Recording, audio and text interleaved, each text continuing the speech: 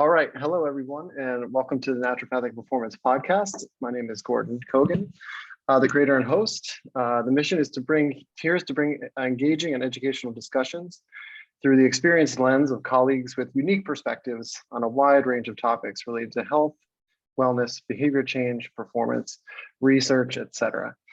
I'm a naturopathic doctor in training, fitness and performance coach, entrepreneur, and advocate for helping people live their highest performance lifestyle. So welcome to, this is now podcast really number 3. And I'm so fortunate to have a guest joining me today. His name is Chris McMahon. And Chris and I have known each other for probably about 10 years-ish now, maybe more. Back meeting in the fitness and coaching and training world. And now he has moved on to doing some great things in his own right as well. And I'll let him introduce himself in a moment. But yes, thank you so much, Chris, for coming on. And today we're going to discuss really just a few topics on related to, Chris's unique perspective on some nutrition and health coaching concepts, so to speak. So we just want to share with you a good discussion and a good time to chew on some thoughts from his unique perspective. And I'm curious to learn, as I hope are some of our listeners here. So once again, thank you, Chris, for coming on. Why don't you tell everyone a little bit about yourself? Yeah, thank you so much for having me. So for me, I'm a health and mindset coach. That kind of covers the gamut of things, but mainly I work with folks who want to improve some of their nutrition behaviors and eventually want to work up to be able to move their body too. It's kind of a multifaceted thing at this point. In the last 10 years, I've seen a lot of my practices change, but basically where I sit right now is my main focus is helping someone with behavior change, helping someone understand how to make the smallest possible change and see the results that show up with that, the consistency that you can build with that. That's really the important thing for me. And we chatted a little bit last week. It's just so funny because when I started as a baby fitness person, like a fresh cherub right out of college, it was so interesting to cross paths with you because in my mind, you were like cream of the crop up there. So it's really great to be able to sit and talk with you about these concepts and ideas after spending some time working through them myself, and as you continue to grow and learn as well. So that's just a little bit about me and what I love to do. Yeah, fantastic, and thank you for that. Yeah, we've certainly grown a lot and are developing in a lot of different ways. So yeah, I mean, like I said before, everyone, the goal is to just have a good conversation today, and I want to start off with just a really kind of, a little bit of a polarizing concept. And so just posing this question to you, Chris, like when you hear these two terms, like diet culture and anti-diet culture, when you hear these two terms, what comes to mind and where does your approach fit into that, into or around those two ideas? They're so interesting. And I absolutely love this question. For me, maybe people won't agree with this. I kind of think both of them lend themselves to the idea of like all or nothing mindset, which really is quite counterproductive to any sort of change you want to make within your life. If we're stuck within this idea of it has to be everything or it has to be nothing at all, there's really no room for any self-improvement. Like if that's really what I've come to find, because I've been on both ends of the spectrum. When I first got in this training world, it was very much diet culture, very much, all right, you're going to track your macros, you break your macros, you're not eating clean food, you're doing something bad. Here are the no foods, here are the foods you should eat. Like I remember studying for my precision nutrition exam, and this is back in 2013. And in the book, everyone had this. It was photocopied. It was a list. These are the foods your clients want to eat. These are the foods you don't want them to eat. Like, just hand this to them and hope that they follow it. And, yeah, people can see results with that sort of thinking, that they have to go really, really hard to only see. But the likelihood of someone adhering to a program or adhering to a lifestyle change decreases. The more we have this rigid approach, the less flexibility there is for someone to actually grasp the concept of change within their own life. And then we have the other end of the spectrum, which is the anti-diet culture, which is pretty much, hey, if you want to lose weight, it's society telling you you have to lose weight. You really shouldn't want to change your body. That's the end of it. You know, it can make someone feel kind of bad for wanting to actually make some sort of change for themselves. Because look, yes, everyone has their entry point. If we look at the spectrum of motivation, we have the most external motivators, which are I want to look really good in a bikini, which also can lead to I am going to train really, really hard because I ate a cookie, and I'm not going to have carbs tomorrow because I'm doing this training. And then you move up an inch on the 4 levels of motivation, and then you have a little more internal, but it's still pretty external. It's I work out because I have to meet society standards. I have to meet this standard of beauty. I have to do this or that. Okay, I'm going to do an extra hard session a day. Maybe I won't skip carbs, but I'm definitely going to be eating clean all the time. Because if I'm not, then I'm not, right? And that's kind of what the anti-diet culture is targeting. It's the latter. It's the one where it's you have to meet someone else's standards in order to be worth something. And I can understand from that point of view why we would not want someone to do that. However, everyone needs an entry point. And if we demonize someone's entry point, that really blocks them from ever having an I don't want to say evolved, but a more mature understanding of why or how they're going to go about something. Because the other levels of motivation, we then get to the internal, which is what we're really working towards, is the internal motivators, which is built up over years and years and years of practice. It just doesn't show up, right? The internal motivation is I'm going to exercise today because it feels good. Like it feels good to exercise. It feels good to have autonomy in my body. It feels wonderful to be able to move. That doesn't say anywhere that someone has to be a specific size. I could have a client who is like 350 pounds and they decide that they want to be able to keep up with their kids or walk the stairs or go on a hike with their friends and not be exhausted. Therefore, they're moving their bodies because they find that the more they move their bodies, the more endurance they're building, the more fun they can have with what they're doing. So to look at that and say, well, how dare they want, that's not really fair. It's also not fair for diet culture to look at someone like that and say, they're not doing enough because they're 350 pounds. You don't know what they're doing. You don't know. They could have lost 50 pounds. They could have been 400 pounds and just lost 50 pounds. How amazing is that? So the level of judgment that comes from both sides actually eliminates us from getting to the highest level of motivation, which, you know, I'll venture a guess and say you have, I have. I saw a wonderful post from one of my friends, Derek Stanley. He's an awesome coach, an awesome nutrition and fitness coach. And he had this thing that said there was a trainer influencer who posted like, yeah, I showed up at the gym and I worked out even though I didn't want to do it. Like we've all said that, and we will say that to our clients. But the reason why we can say this is because we're at this most internal level of motivation, which is I do it because it's a reflection of my values. It's a reflection of the type of person I want to be. I'm going to show up even if it's raining out. I'm going to do the thing even though it's a Monday and it's raining and I don't want to go. That's because I know when I go and I finish, oh goodness, I proved to myself that I could be strong. I proved to myself that I could be resilient. I proved to myself that I could have a balance and grounded behavior that I'm doing. That takes time to get there. So if we're judgmental, if we're sitting with this all or nothing, it doesn't really work. We're human.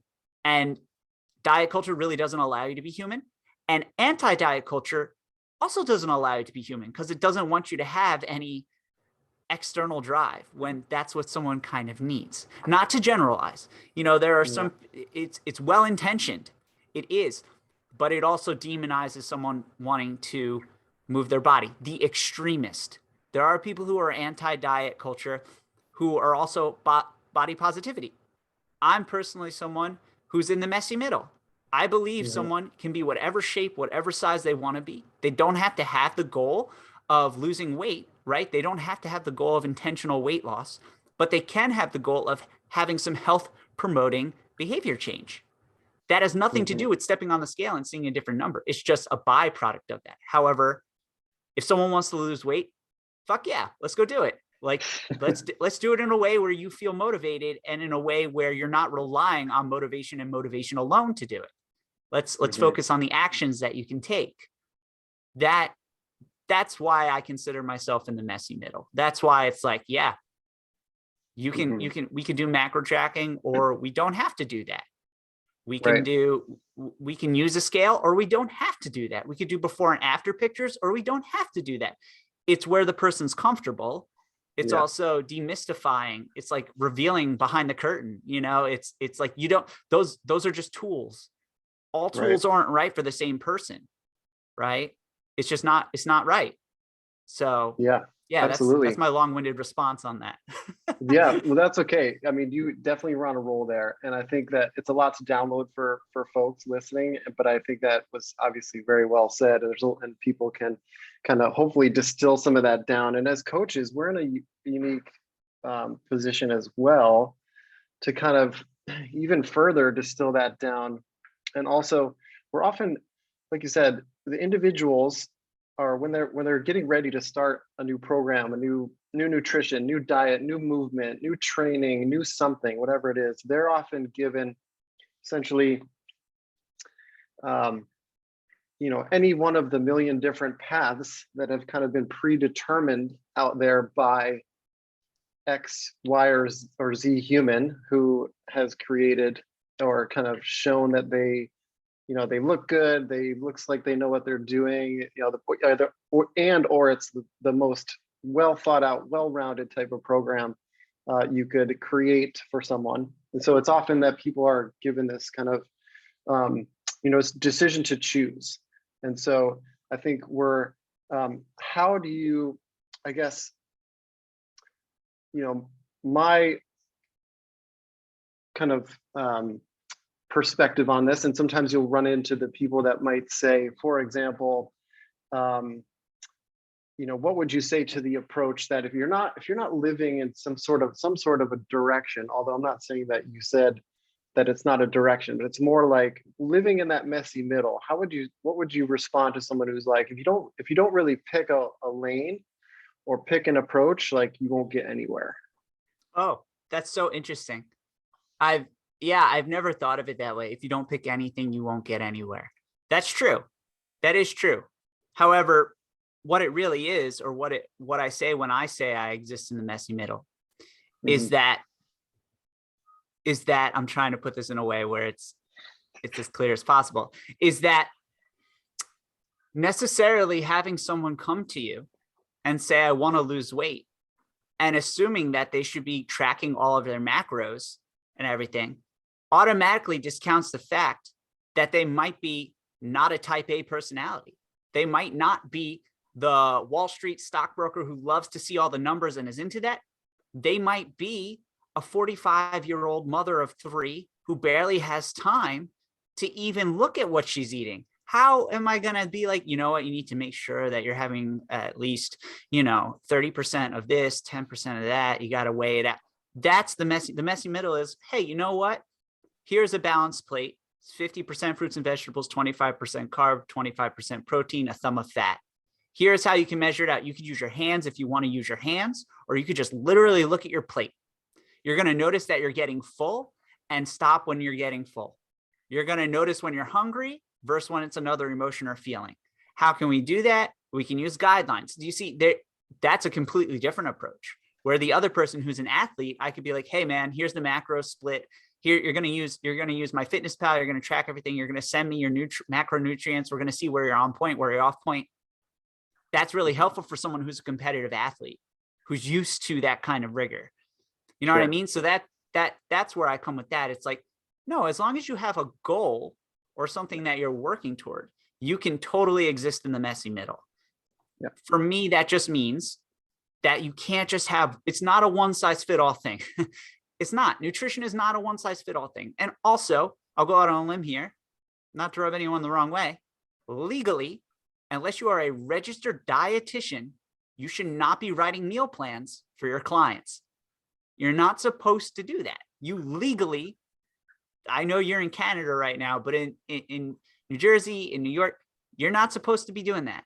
You cannot write, unless you're a registered dietitian, you literally should not be doing that. You can teach someone within your scope of practice. You could teach someone like, hey, these are some recipes you could try. This is this, but I cannot plan. I can't. I just cannot. That's out of your scope of practice. Meal plans. There are companies that do that. As a trainer, though, you should not be writing. You technically should not be doing that.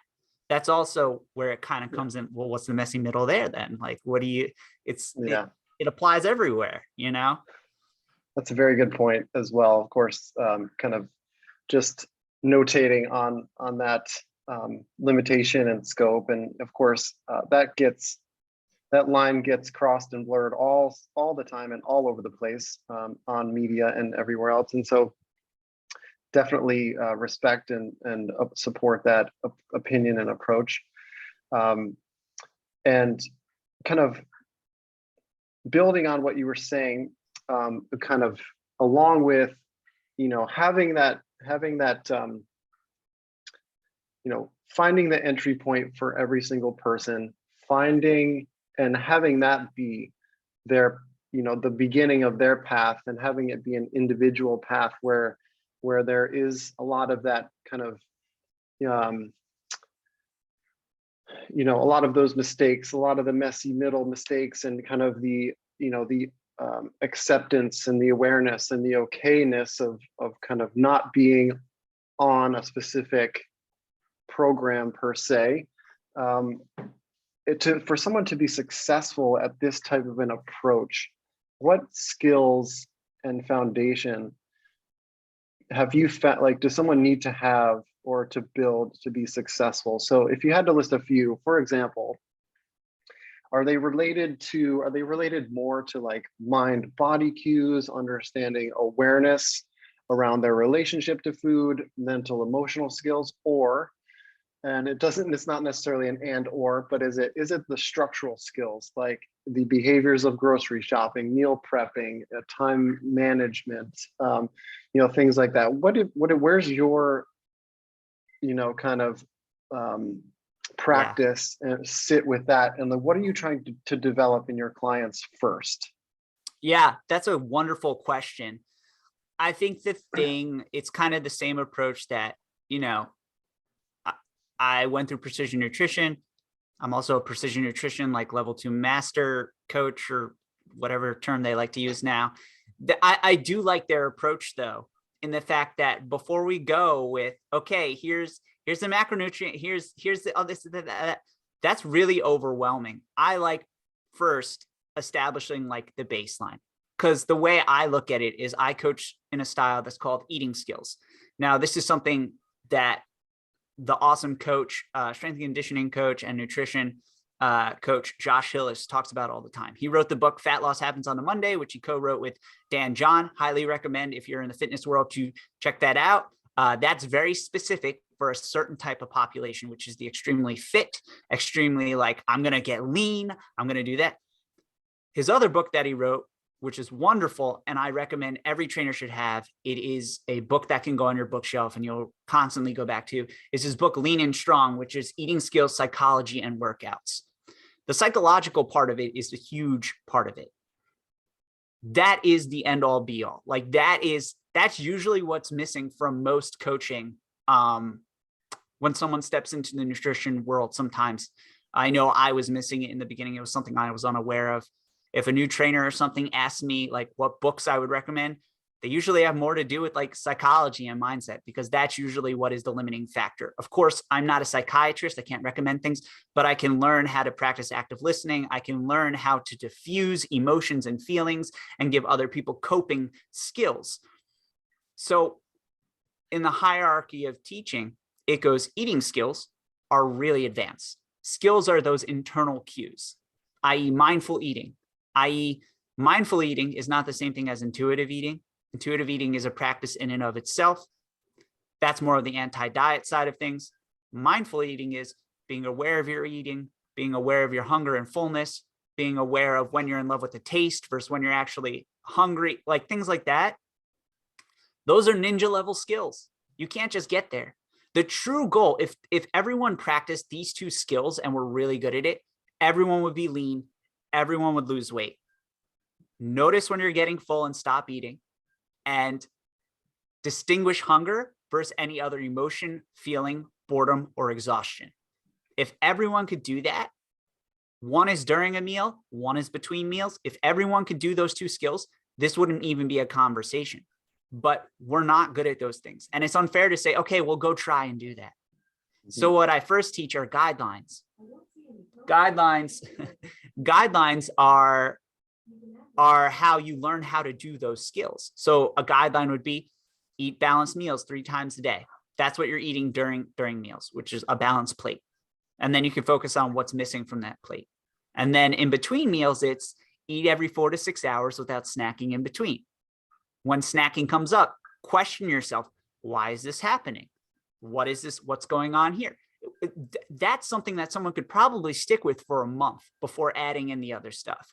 And then we layer on top of that, okay, what are the obstacles that are coming up? How can we get really good at obstacle planning, right? Those are the things that get overlooked.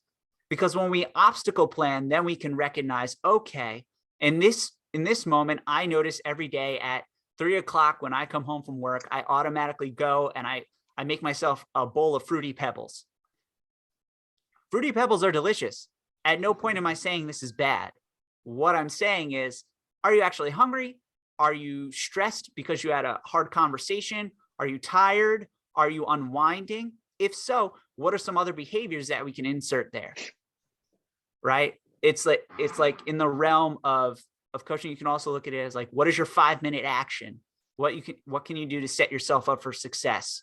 If I come home from work and I'm always going for the cereal, what can I do to make it more appealing to go for something else?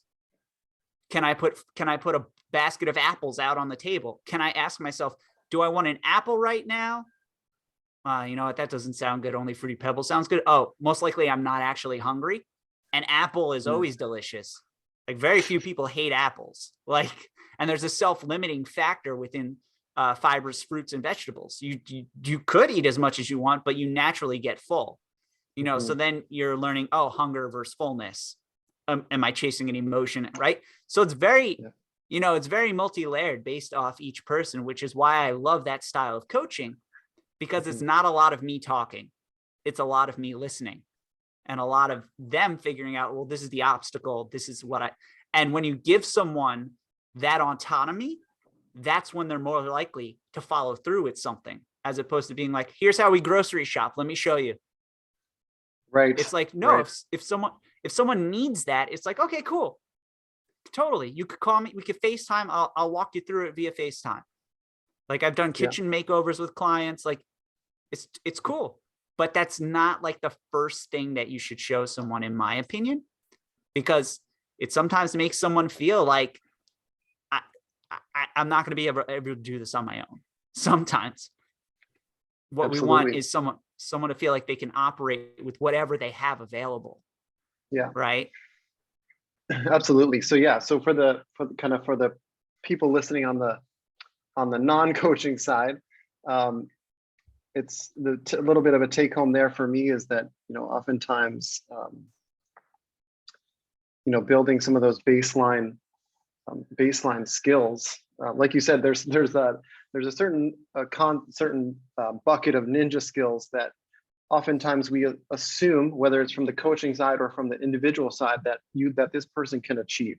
So really having a self-evaluation, and also if you're on the coaching side, an evaluation of this person's real, attainable level of skill. Like, can you zone in on that quickly and then intervene in a way that allows that person for success? And for the individuals, doing a self-evaluation and awareness of those obstacles, like you said. So skills, emotions, behaviors, obstacles. And so what I'm kind of getting at here is from the medical world, we talk a lot about like a therapeutic order. So to speak. So not to like pathologize any individual's approach to nutrition or health, but from that kind of, I guess you could say, concept, therapeutic order, what are you working on first? What are we as the coaches, and what are you as the individual working on first in order to set yourself up for success? And I think that you touched on some of those really foundational concepts and skills that really need to be, first assessed and then addressed with, like you said, action, like you said, 5-minute action goals and things like that that will allow for the uncertainty, for dealing with the uncertainty of life, and also the mistakes and the changes and the adaptations that we all make on a day-to-day basis, right? So not everything is done in a bubble. Nobody lives that way, and every day will never be the same. So handling the obstacles, like you said, is a huge bonus, and that takes a ton of practice and a ton of skill. So I think you really hit the nail on the head there with some of that. Yeah, that was fantastic. Go ahead. Yeah, if I could add something to that, there's like another level of it too, which is a lot of if we look at diet culture, a lot of it requires perfectionism. Mm-hmm. Like I have to be perfect. And that's unrealistic because there's no such thing as perfect. What we're actually working toward, and this is wonderful to think about, is what we're actually working toward is excellence. Mm-hmm. Excellence. And this is one of these concepts where it's like, well, perfectionism, all that is you practice quitting a lot. Like I've read that again from Josh and the way he approaches things, and even the way Precision Nutrition approaches things, and even the way I've discovered myself being in therapy and everything. It's just perfectionism is just you quit a lot because it's not the perfect situation. It's not the perfect moment. It's never it never feels like the right time. But actually require what we need is messy action. What we need is just to try. And then what we need is to make a crap ton of mistakes. Like we just need to make a bunch of mistakes, because every time you make a mistake, you can treat it like a data point. James Clear talks about this all the time in his book, Atomic Habits. It's just, you got to treat habit formation. And instead of habit formation, I say skill formation, because habits imply you messed it up or you did it. Skills imply you're going to make mistakes. So it's a little more forgiving. Right. It just implies you're going to make mistakes. But if you can look at it like a scientist, it's neither good nor bad. Science isn't good or bad, right? We kind of talked about this off the podcast last week. Science isn't good or bad. There's no feelings behind it. It's just hypothesis. And then we see if it proves or disproves. And then we go and do another study to see if it proves or disproves. Like there's nothing wrong with it. And same idea with you trying something and making a mistake. It's a growth mindset to say, okay, what did I learn? Okay, what can I try different next time? Okay, what 5-minute action can I take that's going to help me get to like this point? What can I try differently tomorrow?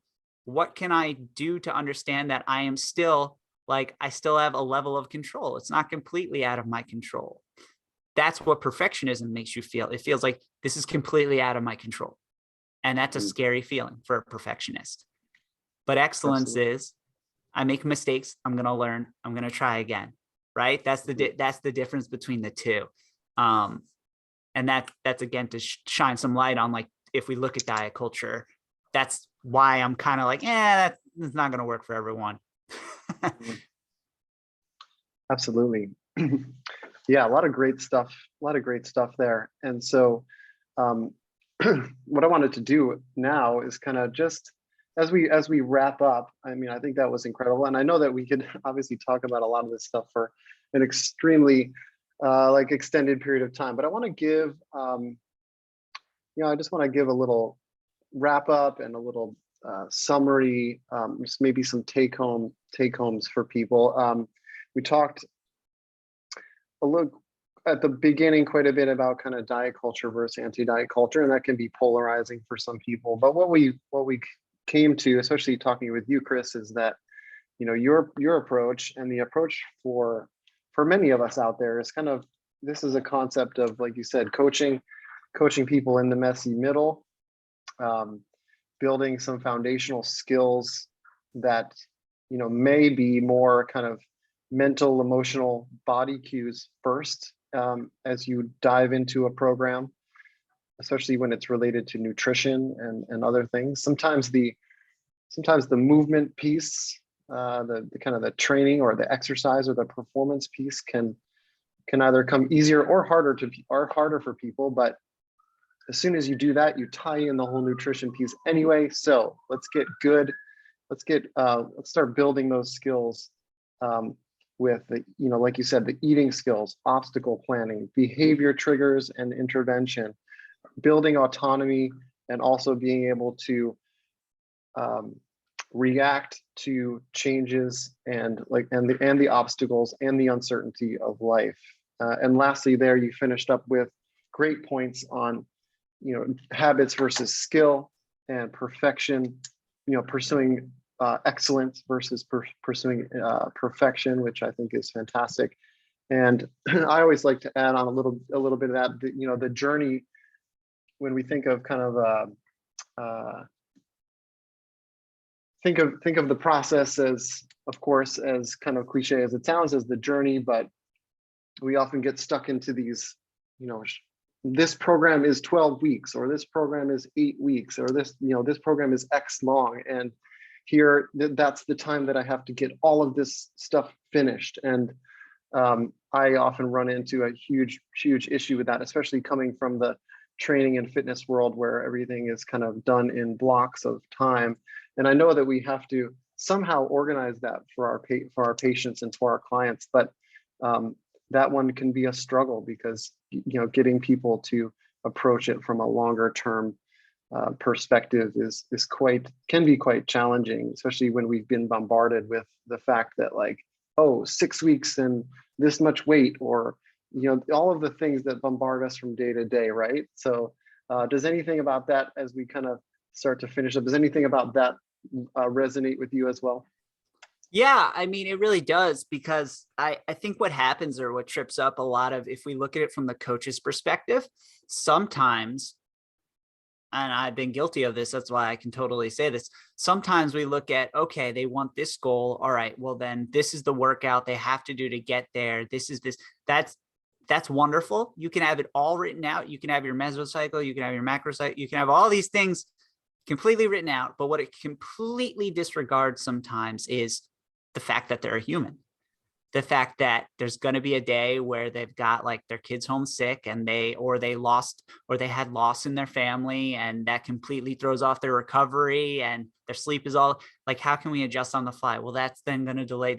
No, you still have the thing that you planned out, but you're understanding that it's not going to exist in that bubble. And from a client perspective, or from someone who's not in the fitness world, it's going along this line of, okay, I have a goal. I understand my goal. I'm going to get my goal. I don't like goals. I mean, I like them, but I don't like them. And here's why. If you focus on goals and goals alone, it requires a couple of different things. It requires, one, continual proof of success along the way. So if I give you an example of this, it's like if we use Noom, or we can even use Weight Watchers.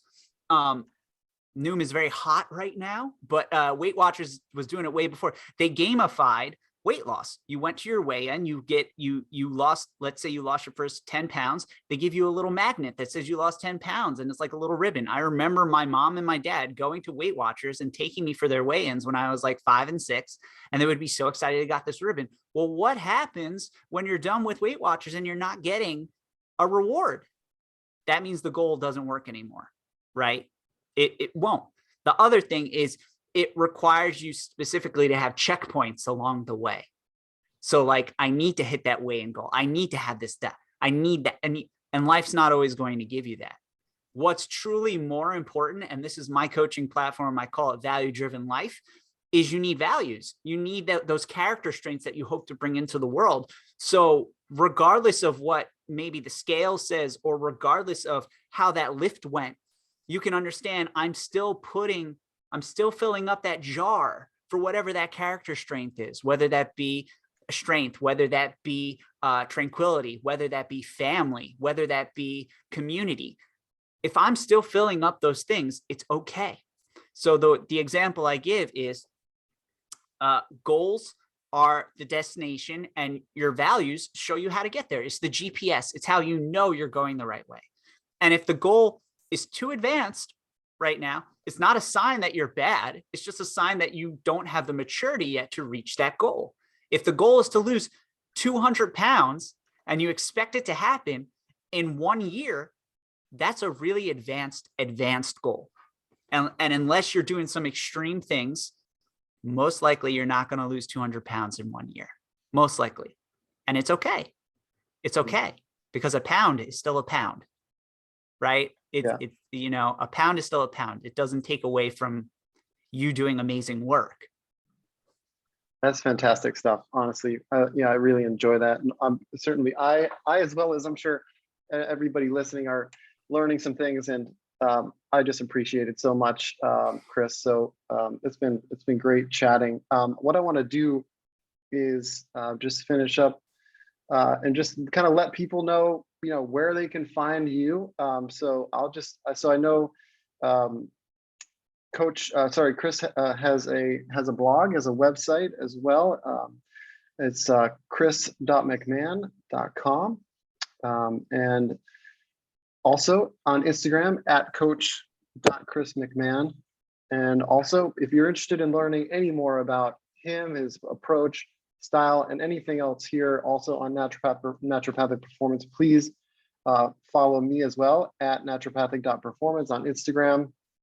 And also for more episodes as well on Anchor and Spotify, just search naturopathic performance. And yeah, Chris, thanks so much again for a fantastic perspective and chat again today on some of these concepts. I think I certainly had a great time. I learned a bit, as I always do. You really created a great, you know, educated and experienced approach, and just a practical, you know, attainable and graspable approach to a lot of these concepts, and are able to communicate them just so clearly and so effectively. So I appreciate that so much, and thank you for coming on, man. I hope we can do this again some other time. Oh yeah, it was a true honor to be here and get to sit and chat with you. So I'm down to come back whenever you want. Awesome, Chris. Take care, man. And thank you everyone once again for listening, and we'll see you again on the next episode. All right, bye-bye.